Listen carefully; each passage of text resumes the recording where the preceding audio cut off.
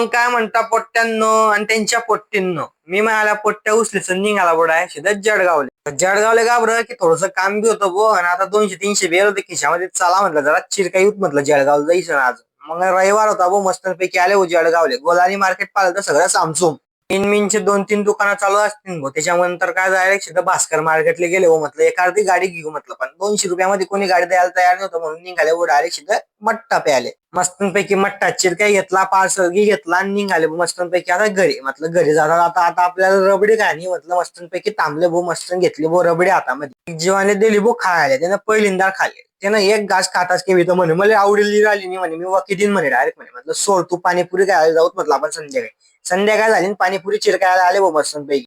पाणीपुरी चिरकावता म्हटलं चला पिझ्झा बी खाऊत म्हटलं. मस्त मस्त गेले भाऊ 50-60 रुपयाला पिझ्झा घेतला मस्तपैकी. बरं की हे सगळं होतं कार्तिक करून. कार्तिक जेवण खावा राहिलता आपल्याला, काऊन की त्याचा 3 तारीखला बड्डे राहिलता तसा बी. म्हटलं आताच चिरकाय देतो, काऊन की तू जळगावला जाणार आणि म्हणतो 3 तारीखला घ्यायचं. मग काय भाऊ पिझ्झा गिझ्झा पाणीपुरी गिनीपुरी सगळं खावाय गेलं. घरी गेले आणि जपीर आले भाऊ. आणि तुम्हाला व्लॉग चांगला वाटेला असेल तर फॉलो करा, नाही वाटायला तरी बी करा. लाईक शेअर सबस्क्राईब सगळं करणं आहे तुम्हाला, समजलं ना.